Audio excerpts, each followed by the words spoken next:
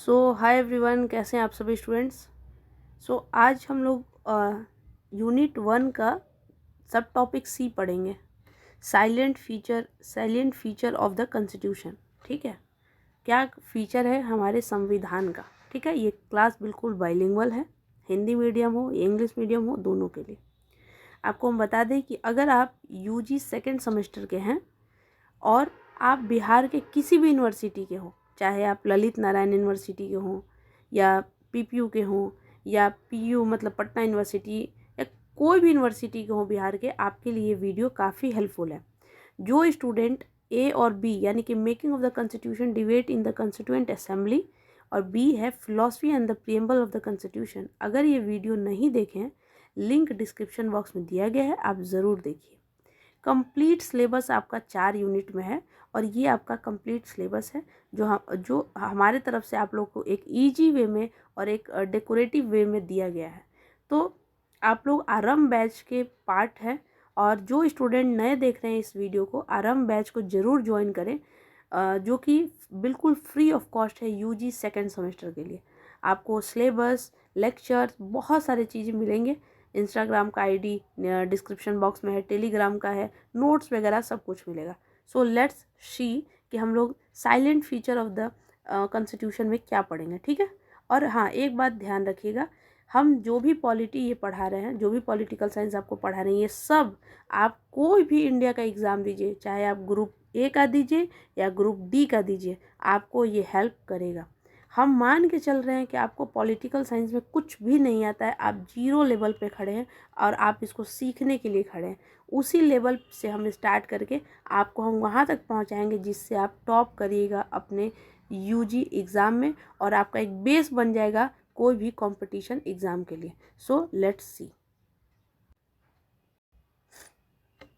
तो देखिए, थोड़ा मेरा गला ख़राब है इसलिए अवॉइड करिएगा, मतलब मेरा गला थोड़ा ख़राब हो गया, सर्दी वर्दी, तो इसलिए ध्यान रखिएगा और थोड़ा भी मिस्टेक हो तो उसके लिए रियली सॉरी। तो देखिए यहाँ पे क्या है, बट कंटेंट और मेरे जो भी शब्द निकलेंगे बिल्कुल 100% कन्फर्म, करेक्ट, और जो कि आपके एग्ज़ाम में आएगा ही आएगा। ठीक है, तो देखिए सबसे पहले है what are the silent feature of Indian constitution. आप मान के चलिए कि आपको शॉर्ट क्वेश्चन या लॉन्ग क्वेश्चन में ये क्वेश्चन देखने को ज़रूर मिलेगा। ये आपसे पूछा जा रहा है, जैसे देखिए हम आपको बोले ना कि हम समझाएंगे ऐसा कि एकदम दिमाग के जो होता है ना, दिमाग में अंदर तक जाए कि फीचर का मतलब क्या होता है। देखिए फीचर का मतलब ये होता है कि जैसे कोई भी चीज़ है, जैसे मान लीजिए कि आप हैं, ठीक है, तो आपका कोई फीचर होगा, आप टैलेंटेड होंगे या आप खूबसूरत होंगी या आपके बाल बड़े हो सकते हैं या आपका बाल स्मार्ट हो सकता है, कुछ भी हो सकता है। तो ये सब कुछ फीचर है। कोई भी व्यक्ति के बारे में, आपके बारे में, आपके 2 भाई बहन हैं, आपके पापा ये करते हैं, आपकी माता जी ये करती हैं, तो ये सब आपके फीचर हैं। तो हम लोग कह सकते हैं कि आपके बारे में फीचर क्या है। वैसे ही हमारा जो संविधान है, जो हमारा ये संविधान है जिसको हम लोग कहते हैं लिविंग डॉक्यूमेंट। आप लोग कमेंट सेक्शन में बताइएगा कि वाई वी से constitution is a living document. Okay, यानी कि हमारा कॉन्स्टिट्यूशन को, हमारे संविधान को लिविंग डॉक्यूमेंट क्यों कहा जाता है। एक बात और याद रखिएगा, इस लेक्चर को हम बना भी रहे हैं तो ये मेरी बातों को आप जितना सुनिएगा उतना गहरा समझिएगा। बाकी लाइन, पीडीएफ और नोट्स तो आपको हर जगह भी मिल जाएगा, बट जो जुबान से निकल रहा है ये हर जगह नहीं मिलेगा, ये यूनिक है। ठीक है, आप भी बताइएगा। तो जो हमारा इंडियन कॉन्स्टिट्यूशन जो लिविंग डॉक्यूमेंट है, उसका क्या फीचर है, वो कैसा दिखता है, वो क्या है, उसके बारे में हम लोग इस वीडियो में समझेंगे। ठीक है, चलिए यहाँ पे स्टार्ट हो गया कि पहला हमारा जो संविधान का फीचर है वो है लेंथिएस्ट रिटन कॉन्स्टिट्यूशन, यानी कि लेंथीएस्ट। इसका मतलब क्या है, देखो भाई, जो हमारा कॉन्स्टिट्यूशन है, हम पहले फिर से बता रहे हैं, जो आप लोग अगर फर्स्ट और सेकंड लेक्चर देखें, या हम लाइन बाय लाइन पढ़ाने के लिए नहीं है, फिर वो तो विकिपीडिया भी देखकर कोई पढ़ा देगा। मेरा काम है एक डेप्थ नॉलेज देना, और उसके बाद आप आराम से एक एक लाइन देखिएगा, पढ़िएगा, समझिएगा, सब समझ में आएगा। फिर हम दिखाएंगे, पहले सुन लीजिए। देखिए हमारे कॉन्स्टिट्यूशन का कुछ फीचर है, कुछ बहुत इंपॉर्टेंट फीचर है। उसमें एक पहला फीचर है लेंथिएस्ट रिटन कॉन्स्टिट्यूशन। मतलब जो हम इस पूरे दुनिया में इतना comprehensive, elaborate and detail document और कहीं नहीं है। एक बात याद रखिएगा, सो ये क्यों है, इतना लेंथीस्ट क्यों है? अमेरिका का भी नहीं है, ब्रिटेन में तो रिटन कॉन्स्टिट्यूशन ही नहीं है, तो वहाँ पे कैसे है? कमेंट सेक्शन में बताइएगा, जो भी स्टूडेंट को मालूम होगा। अच्छा, एक सवाल आपसे पूछ रहे हैं, आंसर दीजिएगा कि लोकसभा में कितने लोकसभा जो है, मतलब लोकसभा और राज्यसभा, ये जो दो हाउस है, तो ऐसे ही ब्रिटेन के दो हाउस को क्या कहते हैं? ये आपके लिए क्वेश्चन है, ठीक है। तो यहाँ पे देखिए, जो हमारा कॉन्स्टिट्यूशन है वो पूरी दुनिया में इतना लेंथीस्ट और दूसरा कॉन्स्टिट्यूशन रिटन कॉन्स्टिट्यूशन नहीं है। इसका मतलब क्या? देखिए, सबसे इम्पॉर्टेंट समझिए कि ये जो हमारा प्यारा जो भारत है, ये प्यारे भारत में डाइवर्सिटी बहुत है, समझ रहे हैं? ये डाइवर्सिटी बहुत है, वो नॉर्थ से लेकर साउथ तक, ईस्ट से लेकर वेस्ट तक, हर जगह का जो है अलग अलग रीजनल लैंग्वेज है, म्यूजिक है, डांस है, कल्चर है, भोजन है, समझने का सब बहुत डिफरेंट है। इसीलिए हम लोग कहते हैं कि डाइवर्सिटी के बाद भी हमारे यहाँ यूनिटी है, ठीक है। तो इस पूरे भारत को जोड़ कर रखना ये अपने आप में बहुत बड़ा बात है। एक परिवार, किसी का 5 लोग का परिवार रह रहा है, वो तो झूठ ही नहीं रहा है। कह दो ना कि हम चाहते हैं कि घर में ना एक छत बनवाना है, 5 लोग, तुम लोग बताओ क्या चाहते हो? 5 भाई है मान लीजिए, तो वो 5 भाई में से पता चलेगा ना कि 3 ठो तो आएगा ही नहीं, उस मतलब उस समझने में भी वहाँ पे 2 लोग गायब हो जाएंगे, 2 लोग लड़ेंगे। तो सोचिए कि 5 परिवार का एक घर नहीं चल पा रहा है, वहाँ पे एक पूरे भारत को उस टाइम से लेकर, यानी कि 1947 जब से हमारा देश आज़ाद हुआ है, तब से लेकर आज तक चल ही रहा है, और भगवान करे आगे भी चले, ठीक है।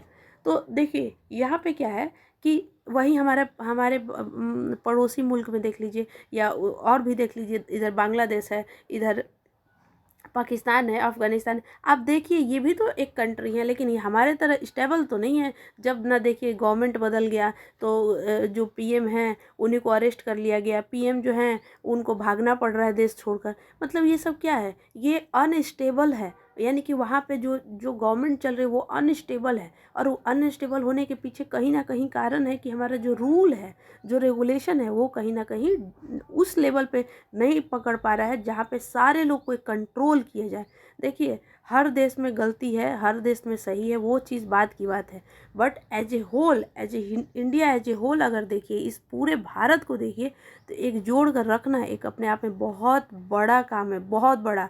Salute to our founding father, उन लोगों को सल्यूट करना चाहिए जो उस टाइम 1946 से जब बनना हमारा कॉन्स्टिट्यूशन स्टार्ट हुआ था, तो उस टाइम से लेकर, और ऐसा वो लोग क्या विजनरी लोग थे कि आज तक ये कॉन्स्टिट्यूशन चल रहा है और अपने पूरी सुप्रीम अथॉरिटी के साथ चल रहा है, और आगे भी चलता ही रहेगा।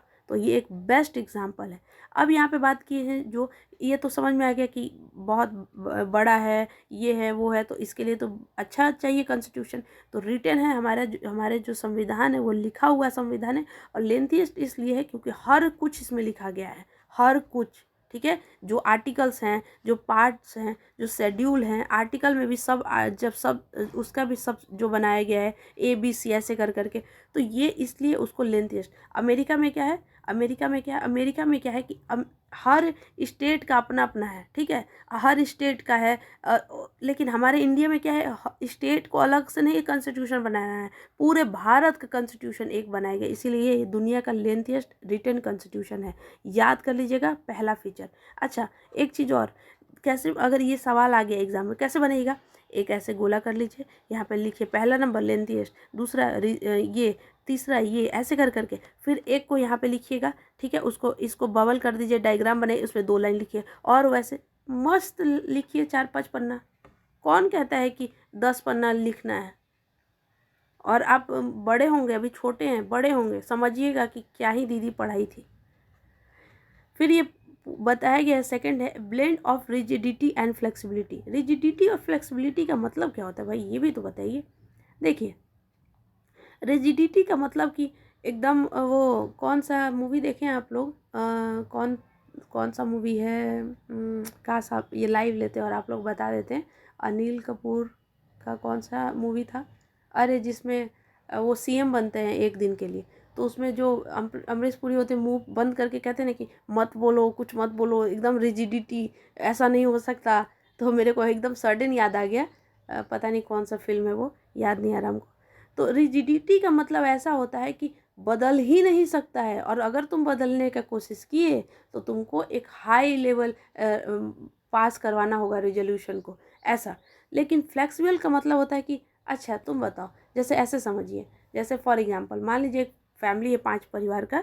देखिए एक मेरा ही लेक्चर हो सकता है कि बहुत बड़ा हो, क्योंकि पता नहीं क्यों लेकिन मेरे को मज़ा आता है पढ़ाने में, ठीक है। और आप ऐसा कुछ भी बोरियत वाला चीज़ नहीं होगा, आपको भी अगर समझिए पढ़िए तो मज़ा आएगा, सुन लीजिए, ये काम आएगा, आज भी काम आएगा और भविष्य में भी काम आएगा। इसलिए इंडियन पॉलिटी ये समझने का है, आपके हर एग्ज़ाम में काम आएगा। और इतने अगर पढ़े लिखे होंगे तो आई होप आप मेरी बातों से एग्री कर रहे होंगे।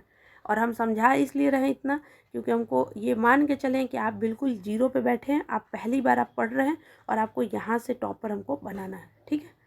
तो देखिए यहाँ पे जो रिजिडिटी का मतलब होता है कि जो बदले नहीं, और अगर बदले तो उसको ज़्यादा चाहिए सपोर्ट उसको बदलने के लिए। फ्लेक्सिबिलिटी का मतलब होता है कि जैसे ऐसे 4-5 दोस्त हैं और मन किया चाय पीने का, तो ठीक है चलो चाय पीते हैं, फ्लेक्सिबल है। ये फ्लेक्सिबिलिटी का मतलब ऐसे समझिए।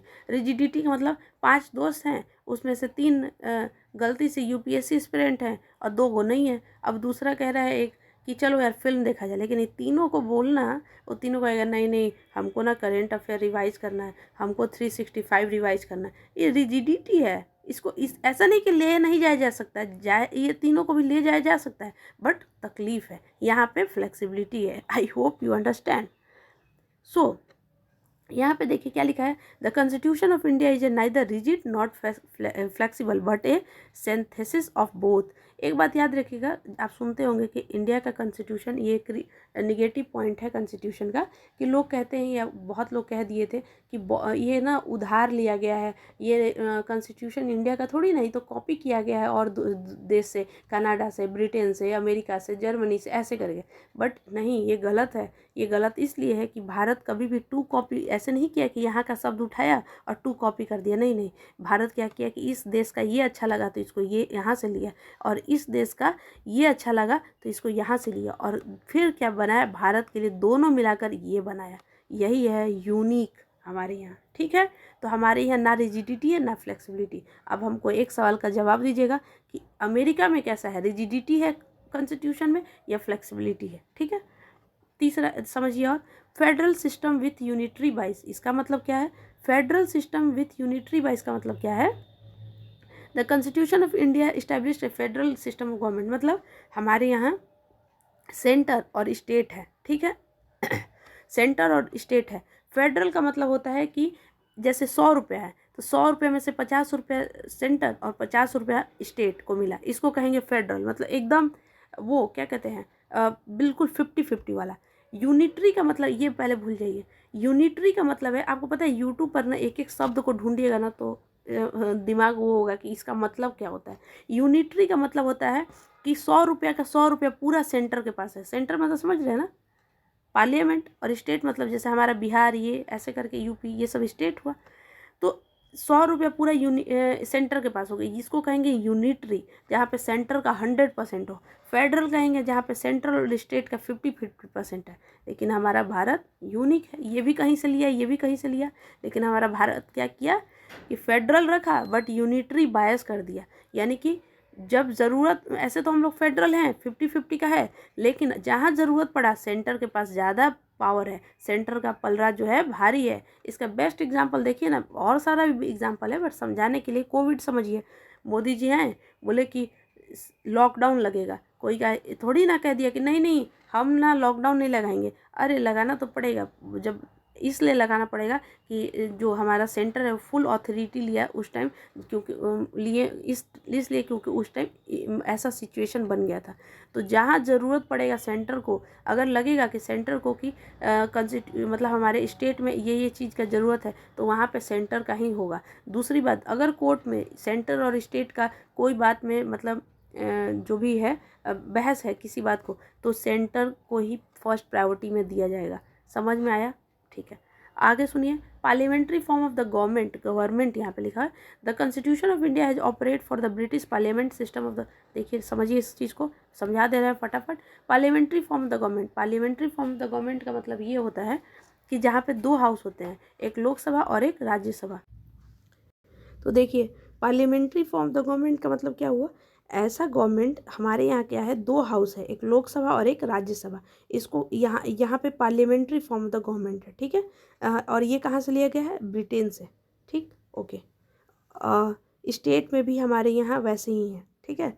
देखिए जुडिशियरी सुपरमेसी, यानी कि judiciary supremacy is with that the American supreme court, ऐसा जैसा अमेरिका में सुप्रीम कोर्ट है ऐसा बताया गया है।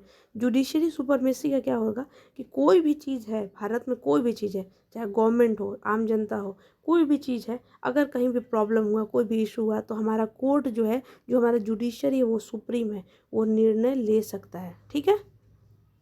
इंटीग्रेटेड एंड इंडिपेंडेंट जुडिशरी, इसका मतलब क्या, इंटीग्रेटेड एंड इंडिपेंडेंट मतलब क्या, देखिए हमारे यहाँ तीन ऑर्गन है गवर्नमेंट, यहाँ पे लेजिस्लेचर, एग्जीक्यूटिव और जुडिशरी। लेजिस्लेचर समझिएगा, ये बहुत इंपॉर्टेंट है, लेजिस्लेचर, एग्जीक्यूटिव एंड जुडिशरी, ठीक। लेजिस्लेचर का मतलब होता है कि जो लॉ बनाता है, ठीक है। तो हमारे यहाँ लॉ कौन लोग बनाते हैं, पार्लियामेंट, ठीक है। लॉ जो बना रहे हैं उनको कहेंगे लेजिस्लेटिव। एग्जीक्यूटिव यानी कि जो लॉ को इम्प्लीमेंट कर रहे हैं, जैसे समझा रहे हैं आपको, मान लीजिए कि पार्लियामेंट बैठा और बोला कि पार्लियामेंट है और उसमें एक बिल आया और ये बात हुआ कि ट्रिपल तलाक जो है उसको वो करना है, बैन करना है। और या ऐसा मान लीजिए, समझ में आप देखिए कि जैसे मान लीजिए कि कोई लॉ आया इन्वायरमेंट से लेकर, तो इस पे एक लॉ बन गया, पार्लियामेंट हमारा लॉ बनाया, वो हुआ लेजिस्लेचर। लेकिन अब जो जो भी हमारे गवर्नमेंट में हेड होते हैं, पीएम, वो आएंगे और वो बताएंगे कि आज से जो है ऐसा ऐसा चीज़ हुआ, तो वो एग्जीक्यूटिव वहाँ पर रोल निभाएं, ठीक है, वो इम्प्लीमेंट करवाएंगे। उनसे नीचे भी देखिए सीएम भी हमारे यहाँ, और डिस्ट्रिक्ट लेवल पे देखिए तो एग्जीक्यूटिव में कौन है, डीएम है, ठीक है। तो जो एग्जीक्यूटिव उसको कहेंगे जो उसको इम्प्लीमेंट, जैसे ऊपर से ऑर्डर आया कि हम बेटी बचाओ बेटी पढ़ाओ आ गया है, ठीक है। अब उसको इम्प्लीमेंट करवाना देख रहे हैं डिस्ट्रिक्ट लेवल पे कौन कर रहा है, डीएम, वो देख रहे हैं कि ये इम्प्लीमेंट हो रहा है अच्छे से, नहीं हो रहा है। जुडिशरी का मतलब ये होता है कि जुडिशरी जो हमारा कोर्ट है वो देखता है, ठीक है, वो देख रहा है कि कहीं आप ऐसा तो लॉ नहीं ला दिए जो जनता से, मतलब जनता के जो फंडामेंटल राइट है उसको वायलेट हो रहा है या कुछ ऐसा। तो ये ऐसे देखिए तो ये सबका अपना अपना काम है, ठीक। इसको कहते हैं इंडिपेंडेंट। बट अगर ज़रूरत पड़ा तो ये एक दूसरे के लिए भी हैं, समझ में है। अगर इनसे कुछ गलती हुआ तो ये इंटरफेयर करेंगे, या इनसे कुछ गलती हुआ तो ये भी, मतलब इस तरह से एक बात ये हुआ। और दूसरी बात यहाँ समझिए, एक डिस्ट्रिक्ट कोर्ट, हाई कोर्ट और सुप्रीम कोर्ट, इनमें भी इंडिपेंडेंट हैं ये, ठीक, अपना अपना केस देख रहे हैं, समझ रहे हैं जो भी है। लेकिन अगर ज़रूरत पड़ा तो ये एक दूसरे ये जो केस होता है, यहाँ पे मान लीजिए सोल्यूशन नहीं मिला यहाँ पे, या सोल्यूशन मिला, अगर आप एग्री नहीं है तो यहाँ से, तो इस तरह से भी इंटीग्रेटेड है, ठीक है। अब आगे देखिए, फंडामेंटल राइट। फंडामेंटल राइट बहुत इंपॉर्टेंट है और ये आगे के टॉपिक में पूरा लेक्चर ही है। फंडामेंटल राइट मतलब समझिए आपका जो अधिकार है, कि आपका क्या क्या अधिकार है, बोलने का अधिकार है, आपका रिलीजन का अधिकार है, पढ़ने का अधिकार है, ये सब जो अधिकार है वो आपको पढ़ना है। फंडामेंटल ये सब क्या है, फीचर है, कॉन्स्टिट्यूशन का फीचर है कि हमारा कॉन्स्टिट्यूशन ये सब दे रहा है, भूलना नहीं है, ठीक है। फिर देखिए हमारे कॉन्स्टिट्यूशन में directive principle of state policy, ये जो है, एक यहाँ पे एक बात याद रखिएगा, मेरे वाइवा में पूछा गया था कि what is different between fundamental right and DPSP, और मेरी जो मैम थी वो बोली थी कि एक वर्ड में बताओ क्या डिफरेंस है। तो वो एक वर्ड यही है कि अगर आपसे कोई आपका फंडामेंटल राइट छीन रहा है तो आप कोर्ट जा सकते हैं, सुप्रीम कोर्ट जा सकते हैं और हाई कोर्ट जा सकते हैं, और ज़्यादा से ज़्यादा पावर जो है हाई कोर्ट के पास है। आप बताइएगा कि हाई कोर्ट का आर्टिकल कितना है और सुप्रीम कोर्ट का बताइएगा कितना है, आर्टिकल कितना है बताइएगा। लेकिन डीपीएसपी अगर वायलेट हो रहा है तो आप सुप्रीम कोर्ट नहीं चले जाइएगा। जैसे for example directive principle of state policy, इसका मतलब ये कहा गया हमारे जब फाउंडिंग फादर जो हमारे कॉन्स्टिट्यूशन बना रहे थे उनको और भी चीज़ चाहिए था भारत में, समझ रहे हैं। बट हमारे यहाँ उस टाइम उतना रिसोर्सेस नहीं था या उतना अवेयरनेस नहीं था, तो उसको इम्प्लीमेंट करना पॉसिबल नहीं था। जैसे कि एजुकेशन जो है कंपलसरी है सारे बच्चों के लिए, अभी तो फंडामेंटल राइट है बट उस टाइम नहीं था, जनसंख्या या जो भी समझिए। तो वह ये बनाया गया यहाँ पे directive principle of state policy, उसमें बताया गया कि इसको आने वाले भविष्य में जो भी स्टेट, मतलब जो भी राज्य जो है या जो भी सेंटर जो भी निर्णय ले उसको ध्यान रखे, या वो ऐसा माने कि हमको ना ये चीज़ पे ध्यान रखना है और काम करना है। तो ये एक तरह का समझिए कि होता है ना कि अब हम जा रहे हैं लेकिन तुम इन चीज़ों का ध्यान रखना। तो ऐसे ही ये एक तरह का, ऐसा समझिए, निर्देश इसको कहते हैं। तो इसमें से क्या अभी तक ऐसा हुआ है कि इसमें से कुछ निर्देश को फंडामेंटल राइट बनाया गया। Answer is yes. जैसे इन्वायरमेंट पे बनाया गया, फिर से आपका एजुकेशन बनाया गया, फिर से बिहार में अभी जो शराबबंदी है वो यहीं से लिया गया है और उसको बैन किया गया कॉन्स्टिट्यूशनल वे से। तो ये सब चीज़ें हैं, ठीक है, इसको भी पढ़ेंगे हम डिटेल में। फिर है फंडामेंटल ड्यूटी। फंडामेंटल ड्यूटी हमारे कॉन्स्टिट्यूशन में उस टाइम नहीं था। फंडामेंटल ड्यूटी को हमारे कॉन्स्टिट्यूशन में जोड़ा गया है 42nd अमेंडमेंट, कॉन्स्टिट्यूशन अमेंडमेंट 1976 में। अब अमेंडमेंट क्या होता है? कोई चीज़ को बदलना जाता है ना, जैसे मान लो ये कपड़ा है, ये कपड़ा का हमको ये चीज़ पोर्शन कलर अच्छा नहीं लग रहा है तो हम इसमें कुछ बदल देंगे दूसरा कलर, तो हम लोग कहेंगे बदल दिए हम इसका रंग। लेकिन कॉन्स्टिट्यूशन है भाई, उसको अच्छे शब्दों से यूज करिएगा तो हम लोग कहेंगे कि ये आर्टिकल को अमेंड किया गया है, अमेंडमेंट। ओके, तो फंडामेंटल ड्यूटी क्या इसके लिए कोर्ट जा सकता है? नहीं, इसके लिए कोर्ट नहीं जा सकते हैं। लेकिन ये आपको जो कॉन्स्टिट्यूशन है उसमें बताया गया कि आपका भी कुछ ड्यूटी होना चाहिए, इसको भी हम लोग डिटेल पढ़ेंगे। फिर है सेकुलर स्टेट, यानी कि भारत का कोई अपना रिलीजन नहीं है, कोई ऑफिशियल रिलीजन नहीं है भारत के लिए। हर धर्म के लोग इक्वल हैं, सब एक समान है। समझ में आया? फिर देखिए यूनिवर्सल एडल्ट फ्रेंचाइजी, यानी कि हमारे यहाँ 18 साल से जो भी ऊपर है, 18 और 18 प्लस, वो सब, उनका वोट देने का अधिकार है। और वो स्टेट लेवल पे भी है, सेंट्रल लेवल पे भी है। और दूसरी बात यहाँ पे क्या है कि एक वोट का एक ही वैल्यू है। ये नहीं कि अंबानी का वोट का वैल्यू एक का इतना हो गया और जो रिक्शा पुलिंग है, मतलब रिक्शा जो चला रहे हैं, उनका एक वोट का वैल्यू बस इतना है, ऐसा नहीं है। सबका वोट का अधिकार सेम है। सिंगल सिटीजनशिप, यानी कि क्या मतलब है? ऐसा नहीं है कि भारत का एक अलग आपके पास है कि हम भारत के नागरिक हैं और एक बिहार का अलग है कि हम बिहार के नागरिक हैं, ऐसा तो नहीं है। पूरे भारत का बस एक ही है कि आप इंडिया के सिटीजन हैं, यानी कि आप पूरे भारत में कहीं भी ट्रैवल करिए, रहिए, कहीं भी बिजनेस कीजिए, कहीं भी ज़मीन लीजिए, आप सिंगल सिटीजन हैं। बट वही अमेरिका में ऐसा नहीं है। अमेरिका का एज ए उसका एक अपना सिटीजनशिप है और वहाँ पे 50 स्टेट है, 50 स्टेट से बना हुआ America.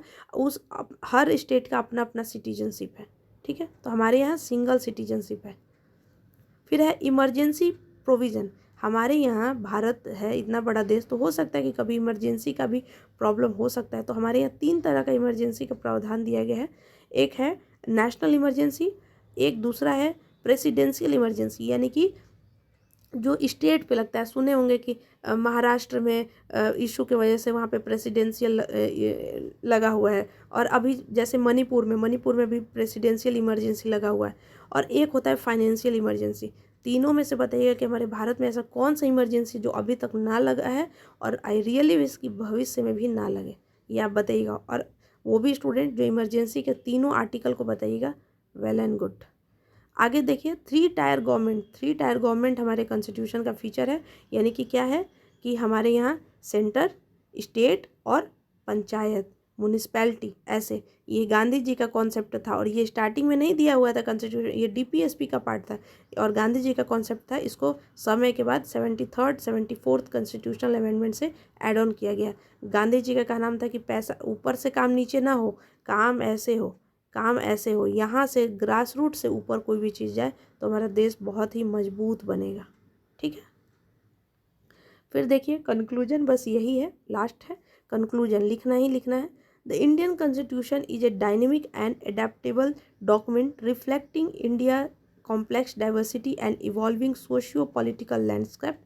It blend of rigidity and flexibility, federal structure with a unitary bias, and the inclusion of the fundamental right and duty make it realize framework for the governance. Despite criticism, the constitution borrowed elements were carefully modified to suit Indian need, ensuring its relevance and enduring significance in shaping the nation democratic principle and institution. इस English का मतलब बस इतना ही है कि ये जो हमारा आप पूरा फीचर पढ़ें, ये जो है हमारा जो भारत को दिखा रहा है कि भारत हमारा कॉम्प्लेक्स डाइवर्सिटी है, उसके बाद भी हम लोग बहुत अच्छे तरीके से फंडामेंटल राइट दिए हैं, ड्यूटी है, हमारे यहाँ डीपीएसपी है, हमारा गवर्नमेंट कैसे फ्रेमवर्क कैसे काम करेगा, सब कुछ उसमें बताया गया है। और आज भी जो हमारे इंडिया इस वे से काम कर रहा है उसमें हमारा कॉन्स्टिट्यूशन ही है जो पूरी तरह से शेप देकर आज भी हमारे यहाँ डेमोक्रेसी है, और आई रियली विश आगे भी रहेगा। सो यहीं से लेक्चर कंप्लीट हुआ। आई होप आपको अच्छा लगा हो लेक्चर। जैसा भी लगे ज़रूर बताइएगा। टारगेट मिशन को फॉलो करना ना भूले। अगर आपको लेक्चर अच्छा लगा तो कमेंट करिएगा, बताइएगा कि और और क्या चीज़ का नीड है आपका एजुकेशन में, जो हम लोग ज़रूर हेल्प करेंगे। ठीक है। सो कंप्लीट लेक्चर का डिस्क्रिप्शन बॉक्स में लिंक है, एक बार डिस्क्रिप्शन बॉक्स ज़रूर चेक करिएगा। और जो भी यहाँ पे आपके एग्ज़ाम से पहले 1 शॉर्ट वीडियो, और एग्ज़ाम से पहले हम आपको 100% बताएंगे कि आपके एग्ज़ाम में यही आएगा। और ये एक दिन से नहीं, 4 ईयर से ये चैनल पर हम चला रहे हैं और स्टूडेंट को हेल्प कर रहे हैं, यूजी से लेकर पीजी तक। So thank you so much, wish you all the best.